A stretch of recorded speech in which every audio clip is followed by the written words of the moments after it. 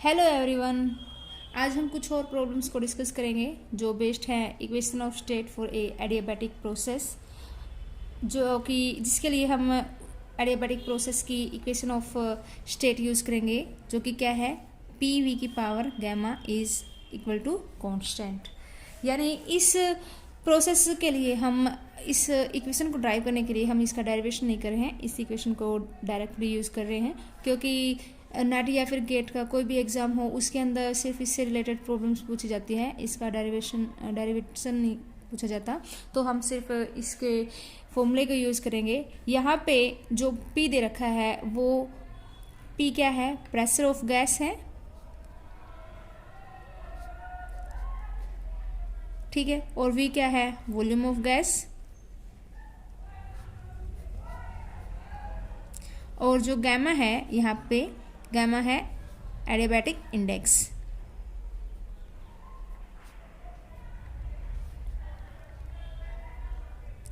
Okay, यहाँ पे जो गैमा होता है वो किसके बराबर होता है, Cp बाई Cv। यहाँ पे Cp हम लोग पहले ही डिस्कस कर चुके हैं, क्या होता है, Cp is specific heat at constant pressure और Cv क्या होता है, specific heat at constant volume.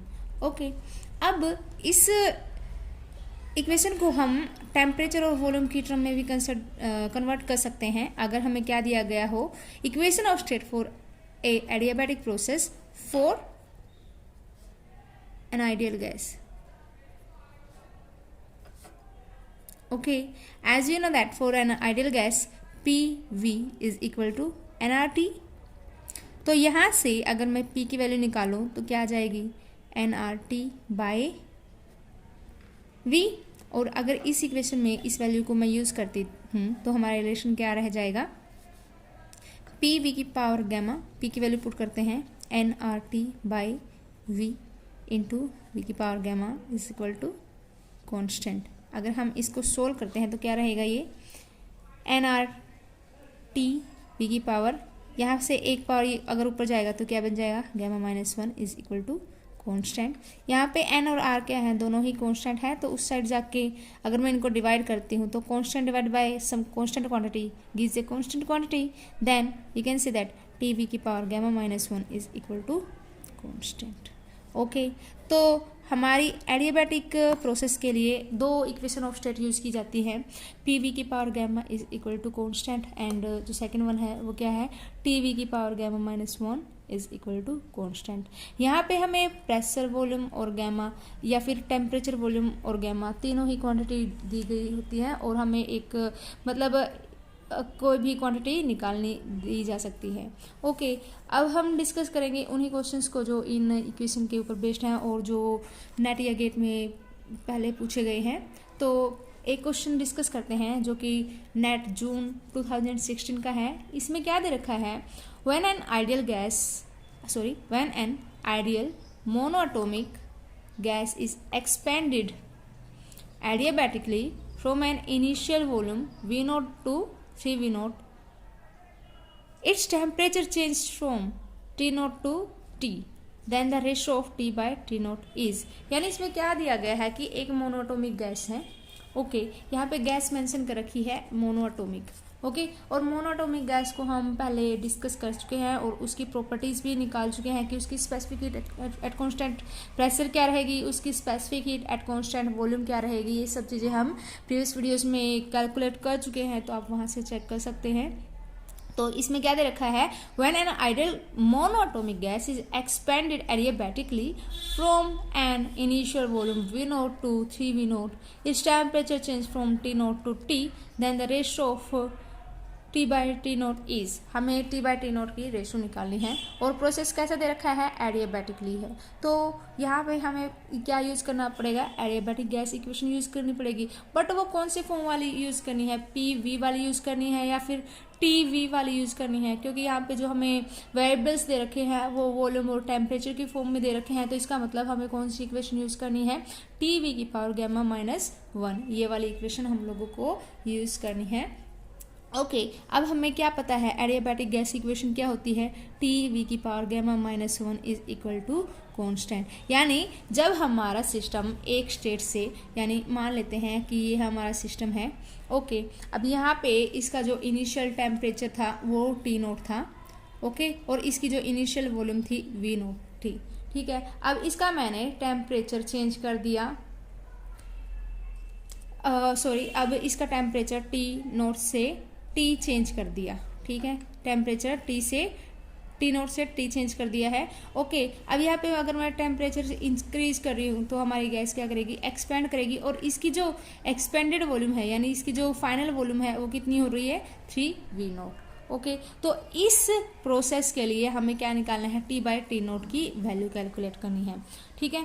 अब यहाँ पे दो स्टेट होगी, एक तो फर्स्ट स्टेट कौन सी हो जाएगी जहाँ पे टेम्परेचर टी नोट था और वॉल्यूम वी नोट थी, और सेकेंड स्टेट क्या रहेगी जहाँ पे टेम्परेचर टी है और वॉल्यूम क्या है 3 वी नोट, ओके। अब यहाँ पे दे रखा है कि जो प्रोडक्ट है टेम्परेचर वॉल्यूम की पावर गैमा माइनस 1, या फर्स्ट स्टेट हो या सेकंड स्टेट हो, इन दोनों का प्रोडक्ट क्या रहेगा, कांस्टेंट क्वांटिटी रहेगा, ओके। यानी फर्स्ट स्टेट के लिए अगर मैं बात करूँ इसकी वैल्यू कितनी आएगी, T1 V1 की power gamma minus 1 is equal to T2 V2 की पावर गैमा माइनस 1। अब आप लोग सोच रहे हो कि गैमा की वैल्यू क्यों नहीं चेंज की, क्योंकि गैमा क्या दे रखा है, gamma monoatomic gas is always constant, चाहे वो किसी भी स्टेट में जाए तो वहाँ पे ये गैमा ही रहेगा।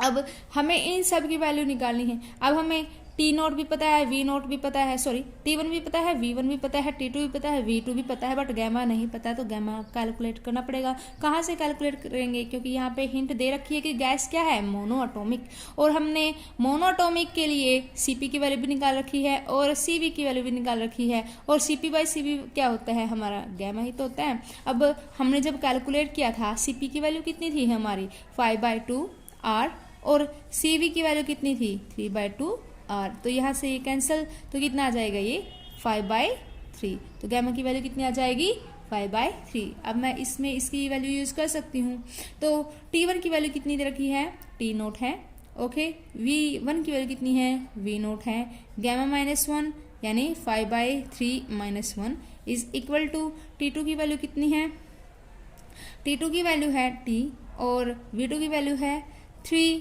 V नोट, और इसकी 5/3 माइनस 1, ओके।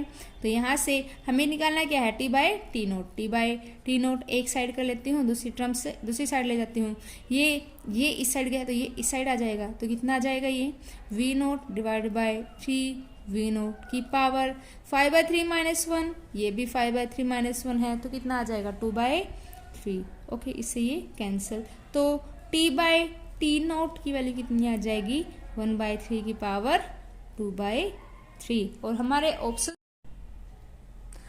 और जो हमारे ऑप्शंस जो दे रखे थे वो क्या थे, A is equal to 1/3, B is equal to 1/3 की power 2/3, C is equal to 1/3 की power 1/3, D is equal to 3, okay. तो हमारा आंसर हो जाता B।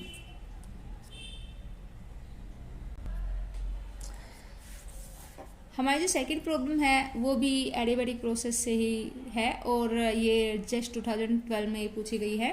इसमें क्या दे रखा है, ए मोनोएटॉमिक गैस, फिर से इसने गैस कौन सी दे रखी है, मोनोएटॉमिक दे रखी है, और मोनोएटॉमिक, जब भी मोनोएटॉमिक गैस आ जाए तो वहाँ पे क्या आ जाएगा, gamma is equal to Cp/Cv। Last problem में हम लोगों ने इसको कैलकुलेट किया है, तो इसकी वैल्यू कितनी आ जाएगी 5/3। आगे क्या दे रखा है, a monoatomic ideal gas at temperature 17 degree C is adiabatically compressed, यानी फिर से प्रोसेस कैसा दे रखा है, एडियाबैटिक प्रोसेस दे रखा है, और गैस क्या कर रखी है, कंप्रेस कर रखी है to 1/8 of its original volume.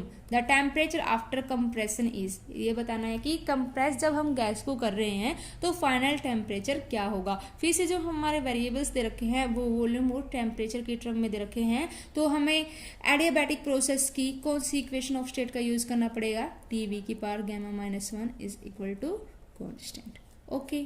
तो हमें ये सारी चीजें तब मतलब ये देखना पड़ता है कि कौन से वेरिएबल्स यूज कर रखे हैं, और उसी के अकॉर्डिंग हमें इक्वेशन चूज करनी पड़ती है, ठीक है। अब यहाँ पे क्या क्या दे रखा है, यहाँ पे मैं इसको ऐसे लिख सकती हूँ T1 V1 की power gamma minus 1 is equal to T2 V2 की पावर गैमा माइनस 1। अब यहाँ पे क्या क्या दे रखे हैं, जो इनिशियल टेम्परेचर दे रखा है वो क्या दे रखा है 17 डिग्री सेल्सियस। अगर 17 डिग्री सेल्सियस दे रखा है तो इसको मैं केल्विन में कन्वर्ट करूँगी, क्योंकि SI सिस्टम SI जो यूनिट होती है टेम्परेचर की वो क्या होती है केल्विन होती है। तो T1 की वैल्यू कितनी आ जाएगी 70 degree Celsius is equal to 17 plus 273 is equal to, sorry इसको ऐसे ही रख लेते हैं केल्विन। ओके, अब यहाँ से अगर मैं T2 की वैल्यू निकाली है, T2 is equal to question mark, और क्या क्या दे रखा है V1 और V2 की वैल्यू क्या दे रखी है compressed to 1/8 of original volume. Suppose यहाँ पे वॉल्यूम इनिशियल नहीं दी गई है, सपोज कर लेते हैं कि जो इसकी इनिशियल वॉल्यूम है वो कितनी है V0 है, और इसने बोला है कि जो गैस है उसको 1/8 टाइम्स इसकी ओरिजिनल वॉल्यूम के कंप्रेस किया गया है, तो इसकी V2 कितनी हो जाएगी V0/8। ओके, तो यहाँ से अब मैं क्या है वैल्यूज कैलकुलेट कर सकती हूँ। ठीक है, तो पुट ऑल दिस वैल्यू, यहाँ से इसकी वैल्यूज अगर मैं पुट करूँगी तो कितना आ जाएगा यहाँ से T1 की वैल्यू कितनी आ जाएगी 290। इसको अगर हम सोल्व करते हैं तो कितना आ जाएगा ये 290। ठीक है, 290 V1 की वैल्यू V0 की पावर गैमा माइनस 1 कितना आ जाएगा 2/3 इज इक्वल टू T2 की वैल्यू कितनी है V0/8 की पावर 2/3, और T2 की वैल्यू हम लोगों को कैलकुलेट करनी है, सपोज T कर लेते हैं, तो T यहाँ से कितना आ जाएगा T इज इक्वल टू 290। अगर मैं इसको ये डिवाइड में चला जाएगा तो कितना आ जाएगा 8/V0 इंटू V0 की पावर 2/3। इसको सोल्व करेंगे तो कितना आ जाएगा ये 290। अब इसको मैं क्या लिख सकती हूँ 2 की पावर 3 इंटू 2/3 से कैंसिल हो जाएगा, 4 आ गया, तो ये कितना आ जाएगा 290 इंटू 4। ओके, तो ये कितना आ जाएगा 1160। लेकिन यह आया है हमारा केल्विन में, बट जो हमारे ऑप्शंस जो दे रखे हैं डिग्री सेल्सियस में, तो इसके अगर हम केल्विन को डिग्री सेल्सियस में कन्वर्ट करेंगे तो T2 की वैल्यू कितनी आ जाएगी यहाँ से 1600 माइनस 273। इसको सोल्व करेंगे तो कितना आ जाएगा 887 डिग्री सेल्सियस। तो कितना आ जाएगा ये हमारा 887 डिग्री सेल्सियस। ओके, तो अब ऑप्शंस देख लेते हैं। ए था 2.1 डिग्री सेल्सियस, बी है 17 डिग्री सेल्सियस, सी है -200.5 डिग्री सेल्सियस, और डी है 880 डिग्री सेल्सियस। तो हमारा आंसर हो जाता 887 डिग्री सेल्सियस।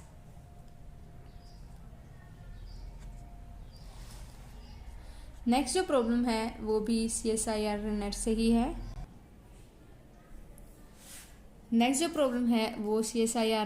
ही है। इसमें क्या दे रखा है an ideal diatomic gas is initially at a temperature T is equal to 0 degree Celsius, then it expands reversibly and adiabatically. फिर से प्रोसेस कौन सा दे रखा है एडियाबैटिक प्रोसेस दे रखा है to 5 times its volume, its final temperature will be. फिर से हमारी जो इक्वेशन है वो हमारा जो क्वेश्चन है वो किसके ऊपर बेस्ड है equation of state for adiabatic process. फिर से जो पैरामीटर्स दे रखे हैं वो टेम्परेचर और वॉल्यूम की टर्म में दे रखे हैं, तो हम कौन सी इक्वेशन यूज करेंगे टीवी की power gamma -1 is equal to constant.